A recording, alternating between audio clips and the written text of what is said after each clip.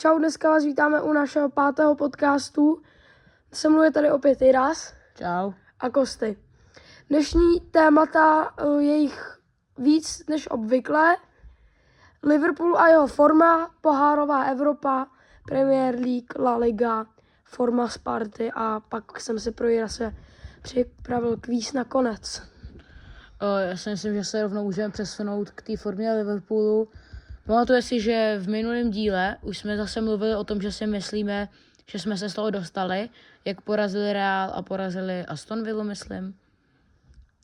A je to zase zpět. Zase se jim nedaří. Dneska sotva porazili Leeds 3-2. Dali v 80. minutě dal Szoboszlai góla.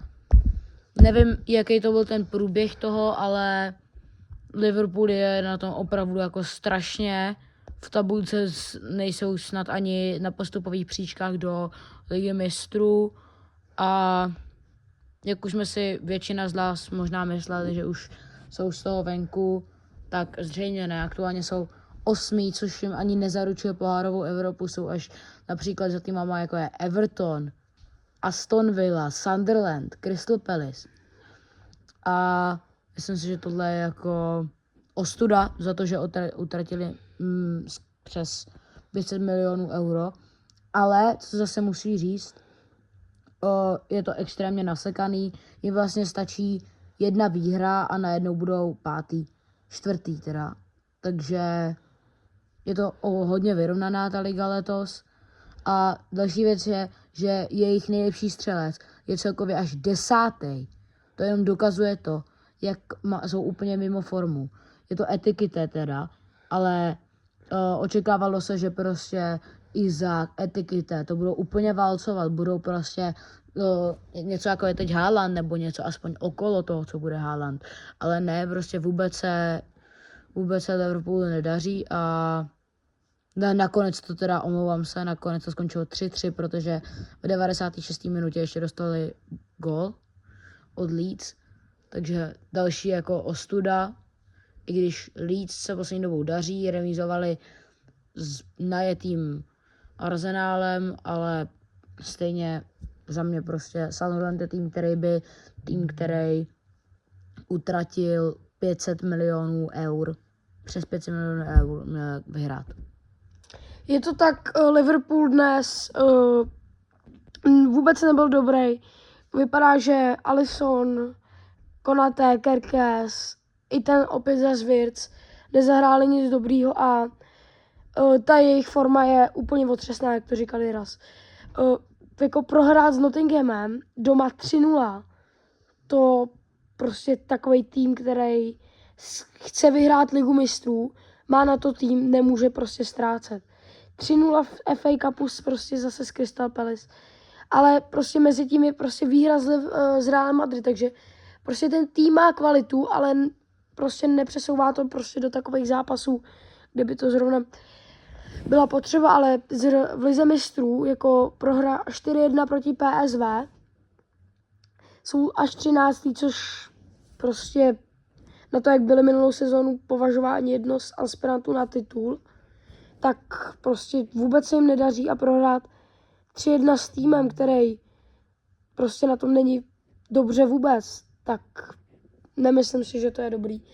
A Liverpool by se měl vyzbírat a myslím si, že Liverpool v příštím kole čeká Inter venku, což si myslím, že už může možná pak rozhodnout o Slotově dalším jako působení, jestli tam bude zůstávat nebo ne. Co si o to myslíš?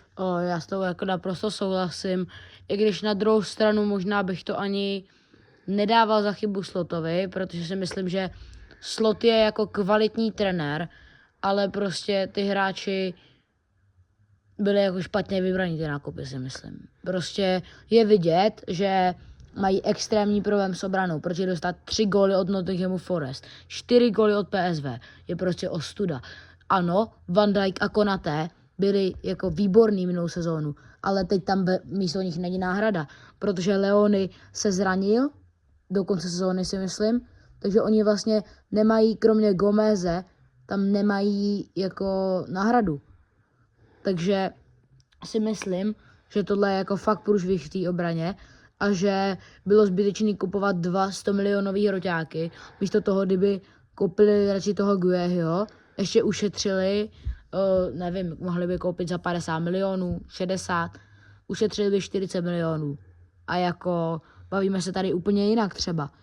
Prostě to, jak Liverpool se uvádí na začátku sezóny, je fakt otřesný, ale myslím si, že to není kvůli tomu, že Slow byl špatný trenér, ale byli to prostě špatně zvolený ty hráči a ty hráči se ještě musí adaptovat. Prostě Wirtz hrál celou svoji kariéru, hrál zatím v Bundeslize, která je méně silová než Premier League a asi na to není ještě tolik jako zvyklý, nebo nestihl se na to ještě tak kvalitně adaptovat. Souhlasím s tebou, prostě ten Liverpool nemá na to hrát prostě vo finále Ligy mistrů, to si můžeme říct na rovinu. Ten tým prostě nešlape. Ale nevíš ještě, třeba se ještě jako zvedne. nevíme, ale prostě v tuhle chvíli by sem nepasovali určitě na jeden z favoritů. Ale teda už jsme si podle mě k tomu Liverpoolu řekli dost, ty si ještě něco ty k tomu máš? Asi už nic, to je taková tragédie, že o tom se ani moc nedá povídat. Jako. Pak tu máme Premier League, když už jsme teda u toho Liverpoolu. Když se koukneme na tabulku. Obecně Premier League je jako velice vyrovnaná, už jsme o tom mluvili, že rozdíl mezi mezi 13. místem a 4. místem je rozdíl 5 bodů. To jsou 2 zápasy. I 10. rozdíl mezi 16. týmem a 3. týmem.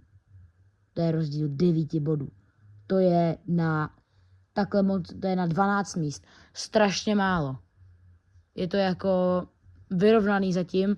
Řekl bych, že zajímavý týmy jsou v popředí tabulky.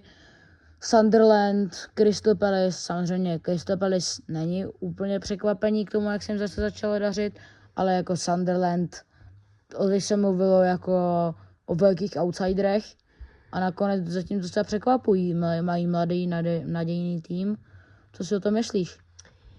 Taky si myslím, ale hlavně podle mě ty nákupy, co oni předvedli, za ty peníze, co oni měli, koupili Gertruidu, Mukieleho, pak koupili ještě Šaku, koupili Lefého, který hrál prostě v League One. Podle mě ty peníze fakt byly jako malý. Jenom ti opravím, hrál za AS Řím. Je za AS Řím.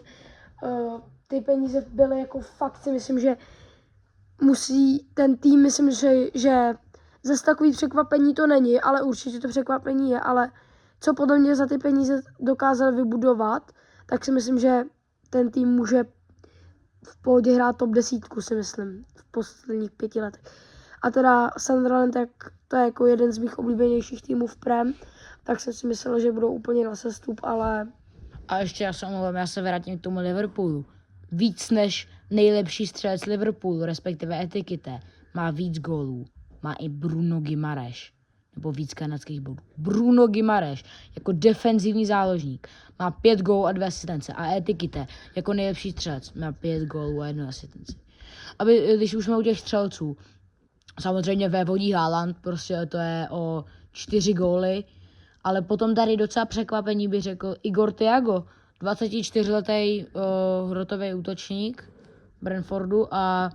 Brentfordu se, řekl bych, i díky jemu daří průměrně, možná nadprůměrně jsou 14. což je prostě mírně pod středem tabulky, to, co byste od Brentfordu očekávali, ale mají tam prostě toho Igora Thiaga, který má 24, ještě má velkou část kariéry před sebou a myslím si, že tenhle ten hráč půjde po sezóně, jestli se mu bude nadále takhle dařit, půjde určitě do nějakého lepšího týmu, než je Brentford. Myslím si, že možná kdyby místo Izáka koupili Liverpool Igora Thiaga, tak by za něj možná byli radši. Takže asi tak nějak těm střelcům. Potom můžeme se tady podívat na zápasy venku. Venku se jako nadprůměrně daří Chelsea, která zase doma hraje úplně tragicky. Chelsea je doma, zápasů doma 14. má ze 7 zápasů 11 bodů. a venku má z 8 zápasů 14 bodů, což na to, že hrajete venku, jako není vůbec špatný. A to je asi tak všechno k té tabulce. Můžeme se potom ještě podívat na nějaký zajímavý zápasy. Dneska se hrál taky Manchester City hrál proti Sunderlandu, kdy vlastně Haaland nedal gol, což jako je docela překvapivý. I jako je neuvěřitelný, že když Haaland nedá gol, tak se o tom mluví, že je to překvapení, protože prostě už jsou na to všichni zvyklí, že dá každý zápas góla. Potom tady byl zápas zajímavý Chelsea Bournemouth, který na koukání asi musel být pěkná nuda. Očekávané góly pro 1,37 a 1,88 pro Bournemouth. Držení míče ale však 61-39. Střely 13-11. Střely na bránu 5-4. Velké šance 2-0 a rové kopy 5-0. Takže Bournemouth i přesto, že měl mnohem menší držení míče, tak vytvořil si asi víc šancí, ale myslím si, že prostě v jakýmkoliv zápase, když chybí góly, tak to prostě není ono. Dále tady máme Aston Villa Arsenal, k tomu se vyjádři sám, to asi nebudu komentovat. No, Arsenal, který do posud dostal 7 gólů, od Aston Villa dostal 2. Prý nějaký smolný gól na konci, 90+5, prostě klasika. Ale pořád vedou ligu, mají tam pořád náskok, ale jako viděl jsem už nějaký savey toho Martineze, co dneska předvedl, tak bylo fakt jako masivní. Vytáhl tam prostě minimálně 1-2 góly, který prostě Arsenal dal. Ale když se podíváme, dneska to nešlapalo asi jak má. Prostě Eze dnes nebyl nějak dobrý. Od prostě posledních zápasů, co nějak jakž tak žrál docela dobře, tak se nic nedělo. Ale pro mě, že ji rozkáču, ale co si taky musíme říct, Arsenal má vlastně takovou výmluvu, jak kdyby zranili se jim 2 klíčoví hráči, což je jako Saliba a Gabriel, což je jako velký problém, i přesto, že oni druhou obranu dvojci mají, i přesto jako evropskou špičku, protože prostě Hinkapie a Timber není vůbec, ale vůbec špatný. Potom tady máme Gyökeresje. Gyökeres je jako úplně, ale úplně velice na tom špatně. Má prostě jako hroťák, který si kouval jako hroťák číslo 1, má z 13 zápasů Premier League jenom pouze 4 góly. A v lize mistrů má z 3 zápasů 2 góly a 1 asistenci, což není asi vůbec špatný, ale prostě v Premier League kupoval se jako první hrotový útočník a vlastně přes něj hraje záložník, že jo. Protože hraje přes něj Mike Merino, což si myslím, že by se docela mělo vzít v potaz a mělo by se s tím začít něco dělat, protože i přesto, že ten Merino jako na to, že je záložník, tak za mě hraje velice dobře, na to, že hraje na úplně jiný pozici, než kterou hraje normálně, ale chtělo by to tam toho typického chladnokrevného hroťáka, který prostě, jako je Haaland, který z 5 šancí 2 až 3 dá. A tohleto v tomhle zápasu asi Arsenal chybělo, no. Horká hlava. Pak tu teda máme pohárovou Evropu, kde budeme probírat i konferenčku, nebo tu si necháme až pak na tu Spartu. Konferenčku si můžeme nechat až na tu Spartu. To OK, takže začneme teda u Evropské ligy, kde máme teda jednoho našeho zástupce a tím je Viktorka Plzeň. No tak Viktorce, jestli to můžu začít, se zatím jako velice daří, jsou 13. Remizovali s Freiburgem, remizovali s Fenerbahce, porazili AS Řím, porazili Malmö, remizovali s Ferencvárosem, což za mě prostě to jsou výborný výborný výkony. Porazit hlavně Dybalu a jeho AS Dream byl jako obrovský úspěch, si myslím. 13. místo za mě není vůbec špatný, jsou třeba například před Nottinghamem Forest, Dynamem Záhřeb nebo právě před AS Řím. A vlastně na 9. místo ztrácí 1 bod, takže oni úplně v klidu ještě můžou skončit i v té top 9. A můžeme se podívat taky rovnou na ty střelce. Nejlepší střelec je Stanič z Ludogorce, přiznám se, v životě jsem tohle jméno neslyšel, jo. A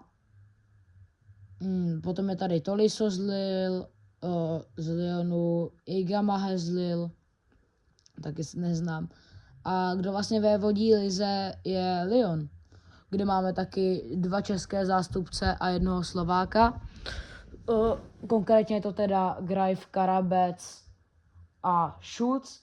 O Schulzovi dostává tam hodně chvály, hraje tam, dává góly, hraje prakticky všude, kde zrovna je potřeba. Nastoupil, myslím, že už jednou na pravém křídle, to několikrát, na ofenzivním záložníkovi, na hrotovi, myslím, že nastoupil jako útočný univerzál takový a myslím si, že tady v tom je hodně použitelný. A je to i vidět, fanoušci si ho tam hodně váží a myslím si, že je zaslouženě. Je to tak, ale jenom si pojďme ještě jako říct, že Plzeň společně s Lyonem dostali 2 góly z 5 zápasů. Ale Plzeň dala jenom 6, což je prostě nejméně tady ze všech.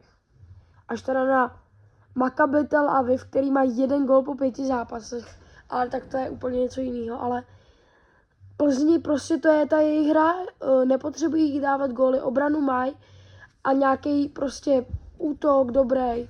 Stačí 1-2 zápasy a stačí jednou proměnit a ten zápas je vyhraný. Teď budou hrát na Panathinaikosu, bude to těžký zápas, hrajou venku v Řecku.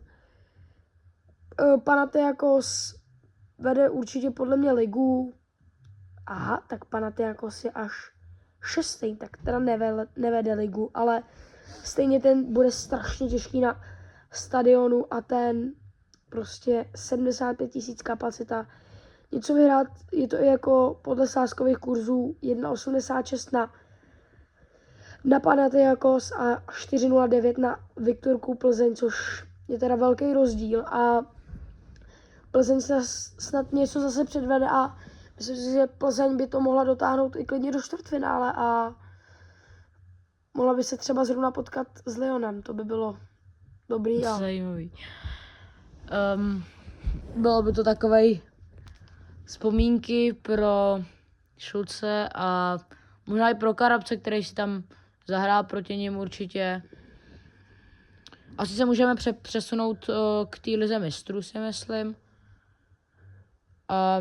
Tam je to taky velice zajímavý. Řekl bych, že jsou tam zajímavé výsledky, jako je prostě Arsenal, který úplně přejel Atletico, což za mě 4-0. Jsou tam i nějaký haluzácký, že třeba říká se, že netekly sprchy, netekla teplá voda v Arsenalový, v šatně Arsenálu, což jako je docela halus na to, jak by to měly být kvalitní týmy. Vede to teda Arsenal, který má náskok 3 bodů, zatím ještě ani jednou neprohráli. Hned za nima je PSG a Bayern, mají po 12 bodech. A Arsenal zatím dostal z 5 zápasů 1 gól a 14 jich vstřelili, což je jako neuvěřitelná bilance. V Barceloně se zatím bohužel tolik nedaří, z 5 zápasů mají pouze 7 bodů, což to je za mě jako ostuda. A jako fanoušek Barcelony je to jako fakt ostuda. Pak tady máme samozřejmě Slávy, která má z 5 zápasů 3 body.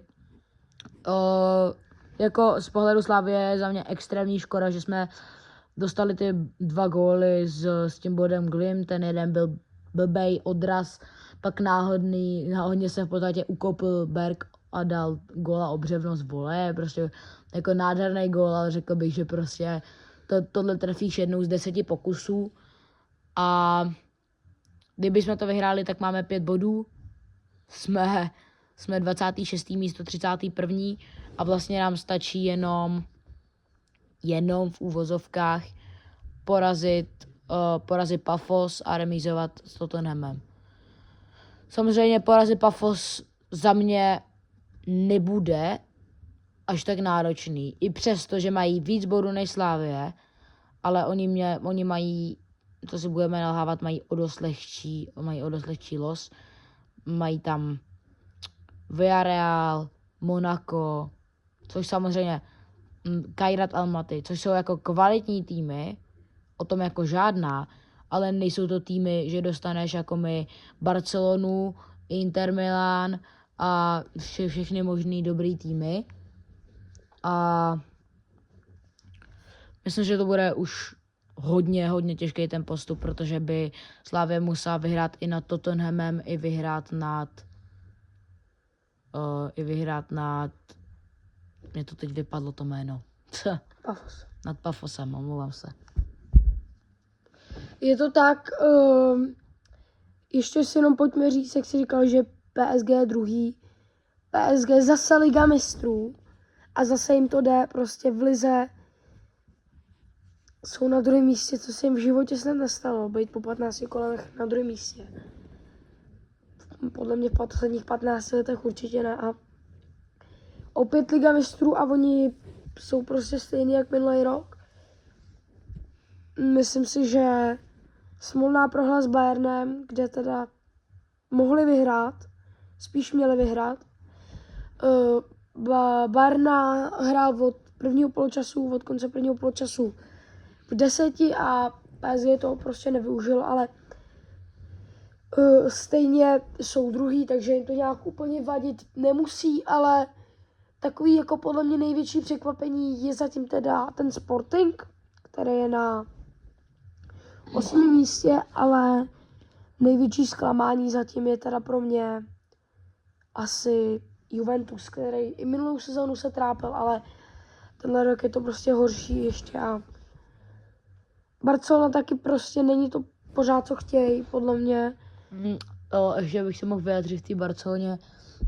Barcelona, ukázalo se to i dneska, kdy hráli proti Betisu, vyhráli 5-3.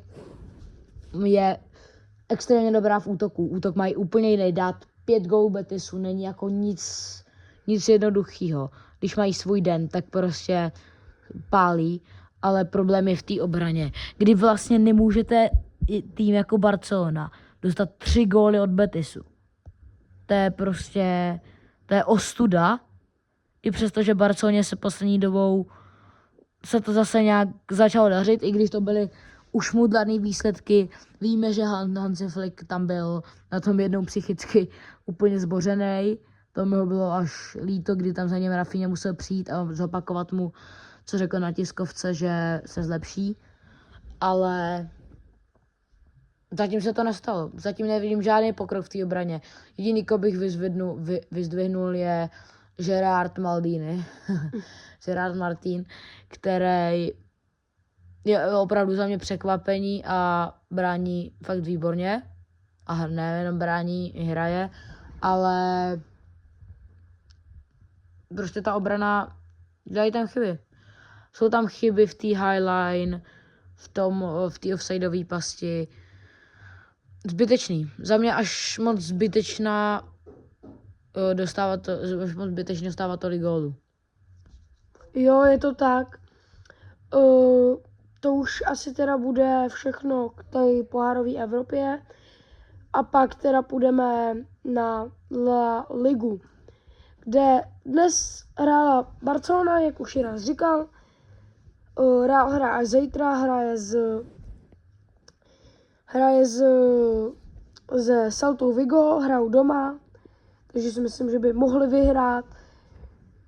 Bude to těžký, ale Real by prostě tyhle týmy, si chce vyhrát ligu, by měl porážet, měl by vyhrát minimálně o 2 góly a hlavně, když máme tu La Ligu a u Realu jsme teda Mbappé předvádí úplně něco neuvěřitelného tuhle sezónu. A podle mě to bude, zatím to podle mě vidím, že to bude na trojici útočníků o Ballon d'Or Haaland, Mbappé, Kane. nejvíc, podle mě asi zatím na tom je nejlíp buď asi Kane nebo Mbappé, ale jsme prostě na začátku, nebo jsme ne na začátku, ale ještě dost času před náma a taky dost napoví hlavně mistrovství světa, no. To bude. Barcelona má z 16 zápasů v La Lize obdržených 20 gólů, což je víc než gól na zápas. Samozřejmě gól na zápas není tak strašný, ale když to porovnáme s těma top týmama, jako je tam Real a Villarreal, tak oba dva dostali po 13 gólech. Atletico dostalo 14 gólů. A prostě top 4, tak tam mají zdaleka nejvíc obdržených gólů. A aktuálně teda vedou La Ligu o 4 body. Samozřejmě před Atletikem, teda před Villarrealem a Realem Madrid. Oba dva mají bod k dobru, nad Villarrealem teda o 5 bodů. Nejlepší střelec je teda zatím zmiňovaný už Mbappé, který má 16 gólů a 4 asistence. A pak docela překvapení, Ferran Torres má 11 gólů. A za ním hnedka další hráč Barcelony, Lewandowski. To jenom vypovídá o tom. V top 6 jsou 3 hráči Barcelony, který jsou prostě v top 6 nejlepších střelců, jsou 3 hráči Barcelony. Což jenom vypovídá o tom, že ten útok prostě funguje. Žádný jiný tým tam nemá v té top 6 víc než jednoho hráče. Barcelona tam má rovnou 3.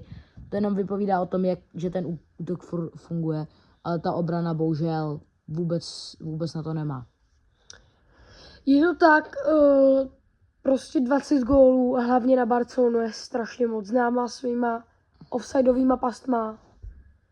A prostě nevím, co se děje, ale hlavně zajímavý je teda Real Vallecano, který po 6 zápasech v lize má teda 4 góly obdržený, což je teda fakt divný, ale je to ale pouze i 4 vstřelený. Že? No, je to právě. Tam je to přesně naopak jako u Barcelony. Útok nefunguje, obrana funguje.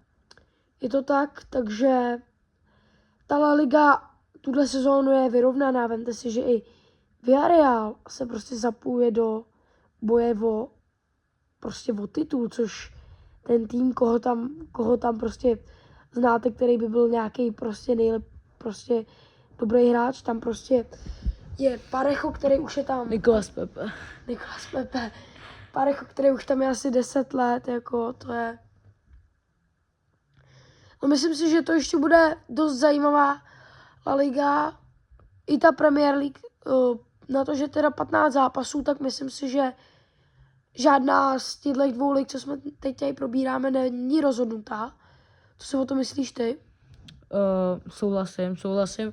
Určitě ta La Liga, tam to bude, za mě Villarreal je kvalitní, samozřejmě ještě tam může dostat i Atletico, který teďka hraje právě s Atletikem Bilbao, je to 0-0. Mají, když to skončí takhle ten zápas, tak budou mít 32 bodů a samozřejmě pokud vyhrajou, tak budou mít 34 a tím pádem prostě budou ztrácet 6 bodů na Barcelonu, což jsme jako v 16. kole, což jako je nic v podstatě, není odehraná ani půlka sezóny. Takže si myslím, že to se dá ještě hodně změnit. To jsou prostě 2 zápasy. Samozřejmě nejsledovanější souboj bude asi mezi Realem a Barcelonou, jak je to, řekl bych, každý rok. A aby jsme se zase vyjádřili k tomu, jak se daří týmům doma a venku, tak doma absolutně dominuje Barcelona, která z 8 zápasů má 24 bodů. Mají 26 střelných gólů doma a pouze 5 obdržených. Real je až 4. doma. Naopak venku je Real 1., Barcelona 2. Takže Barceloně se daří i doma, i venku. Ale prostě ty obdržený góly, to je strašně moc. Doma jich sice dostali jenom 5, ale venku dostali 15 gólů z 8 zápasů. Což je prostě strašně moc. Strašně moc. Za posledních 5 zápasů je Real dokonce až 4. To jenom vypovídá o tom, jakou teďka vlastně zase nemají formu. Z posledních 4 zápasů v La Lize mají pouze 1 výhru, jinak 3 remízy.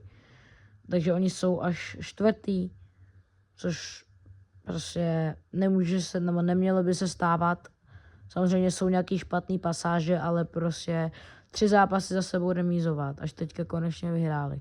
A ještě to nebyly týmy, jako pochopil bych to u týmu, jako je prostě naopak Atletico, který paradoxně rozdrtili 3-0. Ale prostě remízovat s Elche, i přesto, že Elche mělo červenou kartu, sice až v 96. minutě, ale i tak remízovat s Vallecánem, s Elche, tak tohle by se za mě vůbec nemělo týmu, jako je Real Madrid dít. Je to tak, Real tuhle sezónu nehraje vůbec dobře. Ten tým, který oni mají, by měl drtit celou La Ligu. A hlavně by teď měli si udělat náskok před tu Barcelonou, protože ta Barcelona není teď dobře, ale ta Barcelona je pořád před nima. Real ztrácí, je to pořád dokola, poslední měsíc je to úplně hrozný. A myslím si, že zatím to teda není prostě na vyhození trenéra ani spekulace o tom. Možná jako někdo to jako chce, ale přesně, někdo to chce, ale myslím si, že takhle po 15 zápasech, po 20 celkově prostě v tomhle roce, tak to jako nemá cenu. Furt co si budem, oni jsou druhý. To prostě jsou druhý o 3 body, nebo o 4, když vyhrajou o 1 bod. To není žádná ostuda, to, že jen teďka chvíli nedaří. Nemělo by se to stávat ještě proti takovým týmům, ale prostě být druhý s Realem. Chápu, že s tím týmem mají větší očekávání, ale to není jako důvod, proč bys měl vyhazovat trenéra, stejně jako nechápu, proč vyhodili Ancelottiho, kdy oni vlastně prohráli všechny 4 El Clásica, což jakoby chápu, ale zase byli druhý v lize. A tam asi hodně velkou roli hrálo to, že nevyhráli ani 1 trofej, že jo? Je to tak, ale Ancelotti už podle mě neměl ani náplň, už prostě tam s těma dokázal všechno. Klukama už prostě udělat a uvidíme, co předvede na MS. Bude to zajímavý. Asi se s Jirasem koukneme na nějaký zápas spolu. Určitě. Je dost možný, že uděláme i nějaký speciál možná. Můžeme. Jenom o MSO. A teď se teda podíváme na poslední téma před kvízkem a bude to forma Sparty. Dneska teda ututlaná výhra. Spíš teda neforma. Spíš neforma Sparty, ututlaná výhra v Olomouci. Neuznaný gól kvůli offsideu, ale pak to zase zachraňoval Rahmány až v 88. minutě. Vindal teda konečně možná něco pochytal, tým na tom nebylo špatně, ale prostě na Signě se nehraje dobře všem týmům. Slavie tam teda umí dobře zahrát, ale není to prostě místo, kde bys chtěl jezdit často na zápasy, takže si myslím, že Sparta, kdyby už tu výhru neměla, tak už si myslím, že ten boj o titul bude fakt dost daleko. No, jak jsme mluvili o té formě, neformě z posledních 4 zápasů v šancelize, kde by měli prostě Slavie, Sparta a Plzeň by měli totálně drtit, tak oni mají pouze 2 výhry. Pak remízu s Teplicema a pak prohru s Pardubicema, což jako za mě remízovat s Pardubicema, který jsou 13. v lize, to je fakt jako ostuda a myslím si, že tohle rozhodně není to, co se jako očekávalo. Sám trenér Sparty řekl, že to byl jeho nejhorší odtrénovaný zápas, který kdy za Spartu udělal. Priske asi to tuší sám, že asi to není jejich nejlepší forma, ještě aby to netušil. A můžeme se tady podívat rovnou, když jsme u toho, na tu tabulku té šance ligy. Samozřejmě vede Slavie, jako vždycky nejlepší tým. Vedou o 5 bodů už dokonce, což už není tak málo. Furt jako je to úplně v klidu hratelný, ale je to docela pohodlný pouštář. Už si můžu dovolit jeden zápas hrát fakt jako špatně.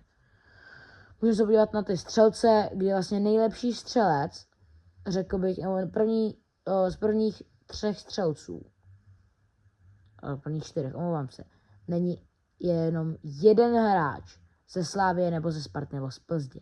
Je tam Dominik Vašulín, Daniel Vašulín ze Sigmy.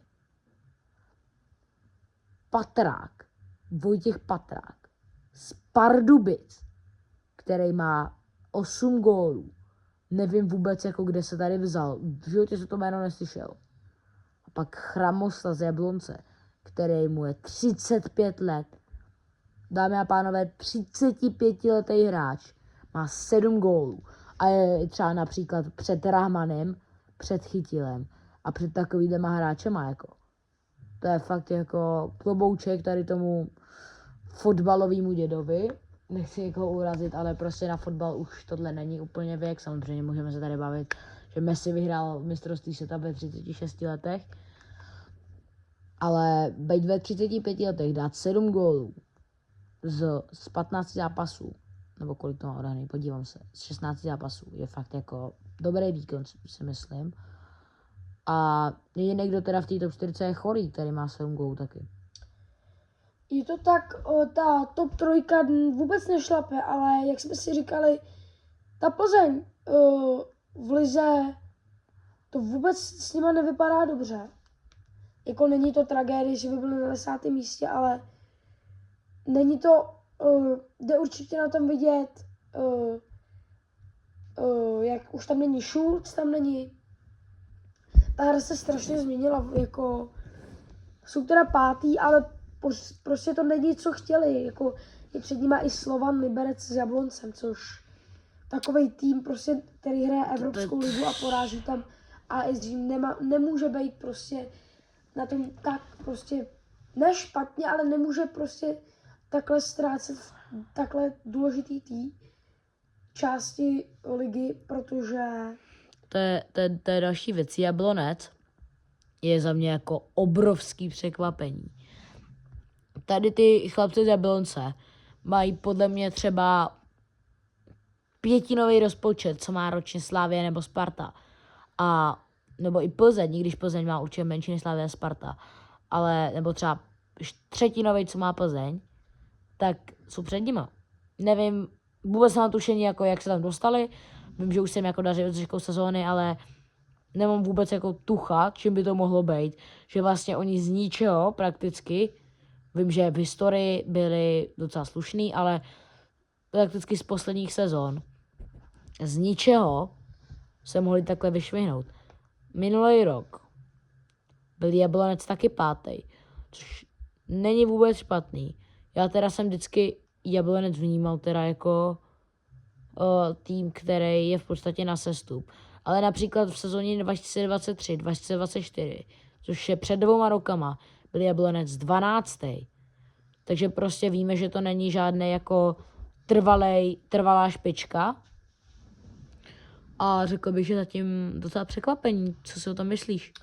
Jablonec, jsme kousek od stadionu, asi okolo 30 minut teď jsem, takže myslím si, že už jsme i okolo něj projeli.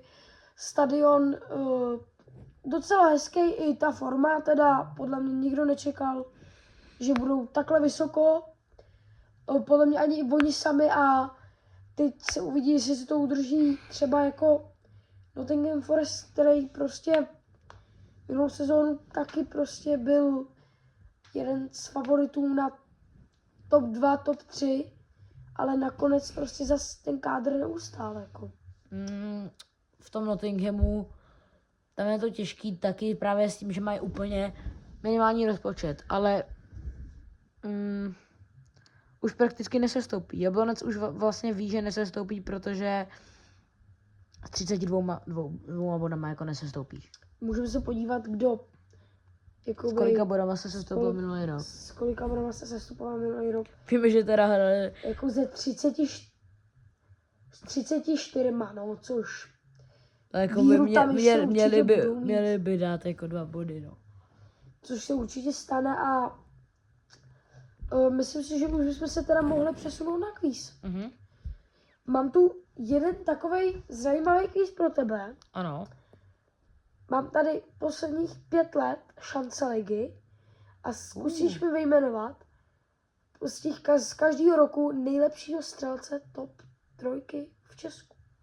jakoby Sparty, Jo. Slávie a Plzně. Jo, takže. Takže jdem na rok, minulý rok. Minulý rok to byl určitě Chorý ze Slávie. Ano, Ze Sparty Haraslín ano, a z Plzně Šouc. je to tak. To bylo asi nejlehčí, co jsme tu měli. Tak, rok předtím Sparta vítěz, takže Get out. Zase Haraslín. Haraslín to není. Birmančevič. Je to Birmančevič. Ze Slávy je to hodně, napovím ti, ten hráč hraje v Turecku teď. Vím přesně to jméno, ale Jurečka. Jurečka. Tak to ti počítám a z Plzně je taková klasika z už. Plzně Šouc zase. Je to tak. Pak taky, kdy vyhrála Sparta, Tak zase buď to bude Birmančevič nebo Haraslín, tak třeba Birmančevič. není to Birmančevič. Je to Haraslín? Uznám ti 2 odpovědi, není to ani Haraslín, ani Birmančevič. Ne, Jsou tam 2 odpovědi, které ti můžu uznat. Kuchta. Je to Kuchta a druhá byl Tomáš Švančara. Švančara, jo. Oba po 13 gólech Tak to už teda neřekl. ze Slávie už tady jednou byl. Jurečka. Jurečka. Byl tady, ale za jiný klub tady byl. Za jiný klub, jo. Co? Jeden hráč, který už tady byl. Jako už byl jako řečený jako jeden Jo. střelec, jo. Jo, Ale za jiný tým, takže jako přestoupil. přestoupil. Kuchta. To ne. Nevím. Napomín ti přestoupil z Viktorky do Slávie. Co? Vysoký, útočník, Chorý. to chorý a ze Slávie je to taková, Teď co? teď hraje za Hradec Králové. Mikvan Biren. Je to tak a zkusit typnout Na srdcovka. nejlepšího střelce ligici. Klement to není, je to Řezníček. Řezníček, jo. Měl 19 plus 3 A za co a hrál? druhý v tu dobu? měl 14 plus 6 A v tu hrál dobu za Brodovku Brno. Provku. Tak, předposlední tu máme, kdy vyhrála Kdy jsou Viktorka ty doby, Plzeň. kdy Zurovka Brno hrála nejvyšší ligu? No. Už tady byl taky jednou řečený, A Teď to už je 4. nebo 5. rok už. už ještě bude až 5. potom, Jo. teď jsme ještě A došli. teď je Plzeň, říkáš? Teď vyhrála Plzeň, toho z toho Plzně určitě nedáš. To Ne. napovím, že to je Francouz, takže No tak to nevím vůbec. je to nějaký Baugel. To jsem v životě neslyšel. Kolik Ze pomoje? Slávie je mu, prosím tě, Nějaké děda, ne? je mu, to vypadá mladě, tak 33, hraje za Artis Brno. Artis Brno. Jeden z těch zkušenějších. Pak jeden Obius, podle mě jeden z mála hráčů, co hraje teď v USA. Hrál za Slávii dřív. Slavy. Linger. Je to Ondra Linger a ze Sparty to je... Už se tady jednou mohl říct. Už se tady jenom mohl říct. No. Řekl nebo už jsem mohl říct? Mohl se říct, anebo řečenej. Byl jako druhá odpověď. Hořek. Ne, jo, jakože, jo, Čvančara. Je to tak. A poslední sezóna, A to bude 19-20 teďka. 2021. Poslední. To tam už nebyl Šiko, ale ve Spartě. To odchází. Ale ještě tam možná byl Hložán. Je to Hložán ze Je to Sparty? Hložán. Je to Hložán. Ze Slávky Ze Slavky. Myslíš, ho znám vůbec? udělal jeden takový prasácký přestup takzvaně. To jde do prdele, kuchta. Je to tak. A tady koukám, že na 14. místě byl Ivan Čeran z Jablonci, ty. To je, Jo, omlouvám se za prostý slovíčko. ale Cože? to je něco. A Kdože byl 16. 4. byl Ivan Čeran z Jablonce. No a někdy za Jablonec. Jo, teď jsem to zjistil a Aha, dobře. A Plzeň ještě ne? ještě 5. byl Stančů. Stanču, to... Yes. A z Viktorky opět Baugel. Boukal. Takže tohle byl kvíz. Zkusíme ještě ten 6. rok, prosím. Zkusíme 6. rok ještě, takový bonus. 19-20. To tam možná byl 19. šík, ne? Ještě. To si nejsem jistý, myslím si, že už asi spíš ne. On byl 18-19 asi, já musím říct. OK, tak to nebudeš vidět. Spartu nebudu vědět. Šik. Hože. Ne. Jako, myslíš, že to aspoň jako znám Jako to jméno? je ten týpek je z Gabonu. Z Gabonu, jo. Jo. Tak to nevím. Ganga se jmenuje. Ganga, to jsem třeba v životě Teď neslyšel. jde v Turecku za kebábky. Kolik vám je zase? 35. Hm. GG. Ze Sparty podle mě ten týpek je už nekopená. Už to nestřílí takzvaně. Aha. Jmenuje se Libor Kozák. Libor Kozák, jo.